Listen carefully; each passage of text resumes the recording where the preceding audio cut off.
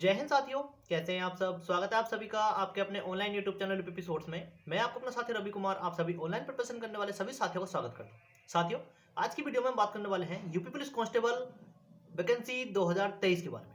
जैसा कि आप सभी को पता है कि ये वैकेंसी पहले यूपी पुलिस कांस्टेबल वैकेंसी 2021 थी, लेकिन असामान्य कारण जो कोरोना काल हमने झेला, जो हमारे साथ हुआ, तो उन सभी चीज़ों को लेकर और जो हम चीज़ें पीछे छोड़ते जा रहे हैं, अब उन सभी चीज़ों में जो टाइम लग गया, तो उससे ये वैकेंसी अब यूपी पुलिस कांस्टेबल वैकेंसी 2023 हो गई है। एक चीज़ और मैं कहना चाहूँगा कि किसी भी देश में, जैसे हम कह लें, कोई भी विकसित देश तभी हो पाता है जब उसमें मेल एंड फीमेल का अनुपात 1:1 हो जाए। तो इसी परिप्रेक्ष्य में आज की वीडियो में हम बात करने वाले हैं यूपी पुलिस कांस्टेबल में, मेडिकल में, और मेडिकल में भी मैक्सिमम रूप से जो फीमेल कैंडिडेट का मेडिकल है वो कैसे होता है। UP police constable female medical से आज की वीडियो में बात करेंगे। वीडियो में अंत तक जरूर बने रहिए ताकि मेरे द्वारा प्रोवाइड की गई जानकारी आप लोगों को अच्छे से समझ में आ सके। मेल कैंडिडेट को लेकर मैं कई बार अपनी वीडियो के माध्यम से जानकारी प्रोवाइड करवाता रहता हूं और करवा रहा हूं। आज की वीडियो स्पेशली फीमेल कैंडिडेट के लिए है जिन्होंने ये सोचा है कि हमें भी यूपी पुलिस कांस्टेबल में जाना है।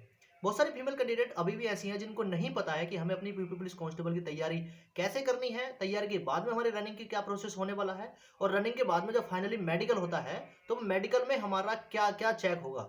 बहुत सारी महिलाएं असमंजस में रहती है कि हमारा मेडिकल में क्या क्या चेक होगा। तो उन्हीं सभी चीज़ों को क्लियर करने के लिए आज की वीडियो में मैं आपके सामने हूं। अगर आप सभी से रिक्वेस्ट है, अगर आप चैनल पर नए हो तो प्लीज चैनल को सब्सक्राइब कर बेल आइकन को प्रेस कर सकते हैं ताकि इन फ्यूचर में द्वारा प्रोवाइड की वीडियो को नोटिफिकेशन आप सबके समक्ष पहुंचता रहे। सबसे पहले मैं बता दूं यूपी पुलिस कांस्टेबल में फीमेल कैंडिडेट। फीमेल कैंडिडेट की एज से बात करेंगे। एज से पहले क्वालिफिकेशन आती है।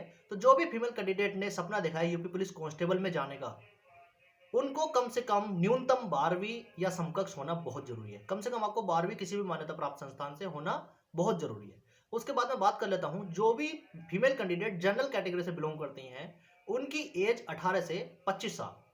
18 से 25 साल आप सभी की एज रखी गई है। इसी क्राइटेरिया में एज रिलक्शन कैटेगरी वाइज आप सभी को मिलता रहता है जो भी फीमेल कैंडिडेट हैं।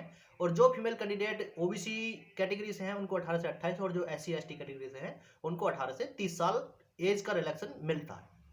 एज के बाद बात आती है, क्वालिफिकेशन की बात हो गई, एज की बात हो गई। एज के बाद बारी आती है उनकी हाइट एवं वेट की। तो फीमेल कैंडिडेट की न्यूनतम हाइट 152 सेंटीमीटर। एससी एसटी और जो कैंडिडेट अन्य किसी उससे आते हैं तो उनको कैटेगरी वाइज ये रिलक्शन मिलता है। इस बात की किसी प्रकार की टेंशन लेने की जरूरत नहीं है, लेकिन न्यूनतम हाइट आप सभी की 152 सेंटीमीटर होनी ही चाहिए। उससे ऊपर को आपकी किसी कितनी भी हो कोई दिक्कत नहीं है, लेकिन उससे कम ना हो। उससे कम के लिए आप सभी को जो हाइट में आपका फाइनली मेडिकल होता है उसमें बाहर निकाल दिया जाता है। ठीक है। उसके बाद बारी आती है एग्जाम की। तो एग्जाम आप सभी को same to same male candidate की तरह एग्जाम क्लियर करना पड़ता है। जो मेरिट सूची आती है वरीयता क्रम के हिसाब से, उसमें आप सभी को अपना नंबर लाना होता है। अच्छे से एग्जाम पास करके उसमें क्वालिफिकेशन क्वालिफाई करना होता है। और क्वालिफाई करने के बाद में जो मेरिट लगती है उस मेरिट में आपका वरीयता सूची में नाम आना चाहिए। तब आप डॉक्यूमेंट्स वेरिफिकेशन फाइनली एलिजिबल हो जाती हैं यूपी पुलिस कांस्टेबल के लिए। उसके बाद बारी आती है डॉक्यूमेंट्स वेरिफिकेशन की।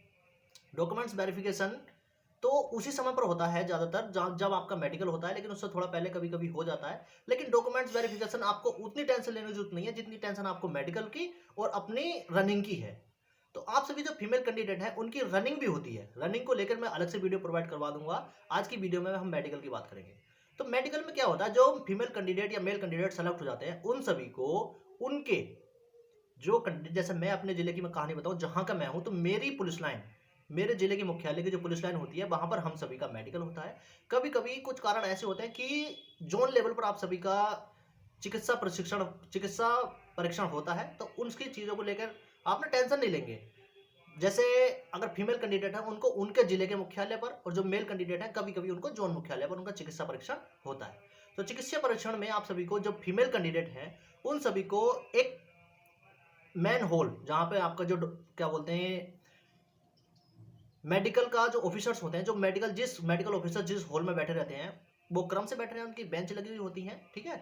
और उन बेंच से और आपके हॉल से बाहर आप सभी को एक रो वाइज बैठा लिया जाएगा और आपसे फॉर्म फिल करवाया जाएगा। एक उस फॉर्म के साथ में आप सभी को डॉक्यूमेंट्स की, जो आपके सभी डॉक्यूमेंट्स होते हैं उनकी जीरो कॉपी लगवाई जाएंगी। उसके बाद एक एक करके क्रम वाइज आप सभी को अंदर बुलाया जाएगा। कम से कम 2 कैंडिडेट एक साथ बुलाए जाते हैं, और फीमेल कैंडिडेट में हो सकता है कि वो 3 भी हो जाएं। तो सबसे पहले आप सभी को नोक और नी, जो फीमेल कैंडिडेट को सबसे ज्यादा समस्या आती है वो नोक और नी में आती है। ठीक है। तो नोक और नी आप सभी की चेक होती हैं। उसके बाद में कई कई जगह पर फ्लैट फुट भी चेक होता है। फ्लैट फुट चेक जरूर होता है, कहीं कहीं पर मैनुअल हो जाता है, कहीं कहीं पर आपको रेते पर या पानी पर चलवा के देखा जाता है, ताकि आपका जो फ्लैट फुट है वो उसमें क्लियर हो जाए। फ्लैट फुट के बाद बारी आती है आपकी हाइट की। दूसरी रो में आप सभी को हाइट के लिए ले जाया जाएगा, आपकी हाइट पूरी है या नहीं है। फाइनली हाइट वहां पर आपकी जो लिखी गई वो आप सभी की फाइनली हाइट होती है। उसके बाद बारी आती है आप सभी के कान की। 152 सेंटीमीटर जैसे मैंने आप सभी की हाइट बताया, तो आप सभी की हाइट 152 सेंटीमीटर होनी बहुत जरूरी है। उसके बाद बारी आती है कान की। आप सभी का कान का परीक्षण होता है, लेजर लाइट द्वारा वो आपके कान का परीक्षण करते हैं। आपके कान में किसी प्रकार की प्रॉब्लम तो नहीं है, जैसे कहते हैं ना कभी कभी कान का बहना या उसमें से कुछ बदबूदार पानी निकलता रहता है, तो वो प्रॉब्लम नहीं होनी चाहिए। कान के पर्दे में किसी प्रकार का छेद नहीं होना चाहिए, या अनावश्यक रूप से कोई चोट नहीं लगी होनी चाहिए, जिससे आप कान के जो परीक्षण होता है उसके मेडिकल में आप बाहर हो सकें। कान की इतनी ज्यादा समस्या नहीं है। उसके बाद बारी आती है आप सभी की आंख की।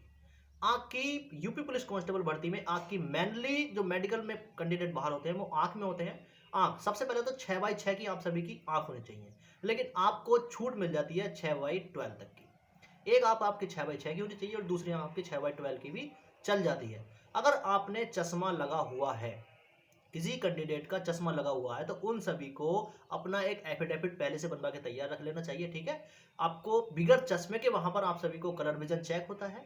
ठीक है, लेकिन जिस कैंडिडेट का चश्मा लगा हुआ है तो उस कैंडिडेट को अपने पहले से डॉक्यूमेंट्स में एफिडेविट बनवाना पड़ेगा, ताकि वो आपको दिखा सके, आपको चश्मे से परीक्षण हो सके।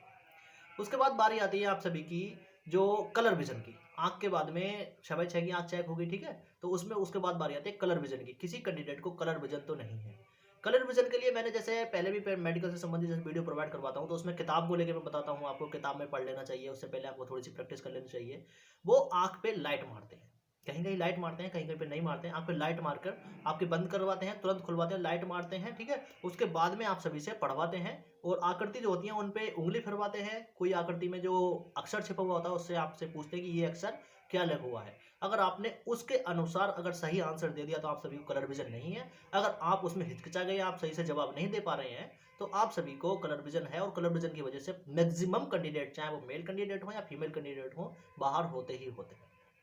ठीक है, तो मेडिकल में सबसे पहले आपने जाना नोक, नी एवं फ्लैट फुट, उसके बाद हाइट, उसके बाद कान, और उसके बाद बारी आती है आंखों के परीक्षण की।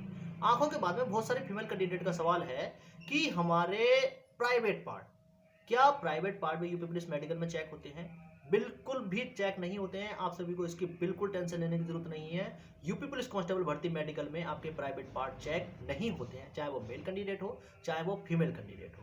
ठीक है, तो जो एक मानसिक दबाव रहता है कि हमारे प्राइवेट पार्ट तो चेक नहीं होंगे, तो उसके लेकर आपको टेंशन नहीं लेनी है। किसी भी प्रकार का प्राइवेट पार्ट आप सभी का चेक नहीं होगा। फाइनली मेडिकल आप सभी का इसी प्रकार से होगा। कहीं कहीं पर अलग अलग सेंटर और अलग अलग मेडिकल स्टाफ की वजह से कहीं कहीं पर थोड़ी प्रक्रियाएं अलग हो जाती हैं, लेकिन इनसे अलग नहीं होती। बस कहीं पर थोड़ा सा रवैया सख्त हो जाता है, कहीं पर रवैया थोड़ा सा नॉर्मल हो जाता है। इसकी आप सभी को टेंशन लेने की जरूरत नहीं है। इसकी टेंशन उस विभाग को या जो आपका मेडिकल कर रहे हैं उनको टेंशन लेने की जरूरत नहीं। सबसे पहले आपका क्या फर्ज बनता है, आप सभी को यूपी पुलिस में जो आपने सपना देखा है उस सपने को पूरा करने के लिए आपको सबसे पहले एग्जाम की तैयारी करनी पड़ेगी। और एग्जाम के बाद में बारी आती है आपकी रनिंग की। रनिंग में बहुत फीमेल कैंडिडेट बाहर होती हैं। रनिंग को लेकर मैं रनिंग कैसे क्लियर करें इसकी मैं वीडियो अलग से प्रोवाइड करवाऊंगा। आप मेरे चैनल पर जुड़े रहिए। आज की वीडियो में बस इतना ही। मिलते हैं किसी अगली वीडियो में किसी नए टॉपिक को नए जानकारी के साथ। आज की वीडियो कैसी लगी कमेंट करके जरूर बताना। मिलते हैं किसी अगली वीडियो में नए टॉपिक को नए जानकारी के साथ। तब तक के लिए बाय बाय, टेक केयर, जय हिंद।